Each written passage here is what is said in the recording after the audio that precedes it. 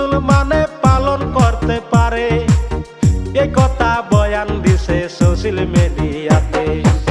স্পষ্ট হাদিস দেখেন কোরআনেতে রয়, মুসলমানের জন্য কোনো মূর্তি পূজা নয়। স্পষ্ট হাদিস দেখেন কোরআনেতে রয়, মুসলমানের জন্য কোনো মূর্তি পূজা নয়।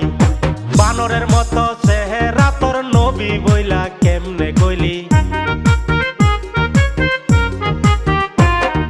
বানরের মতো চেহারা তোর নবী বইলা কেমনে কইলি।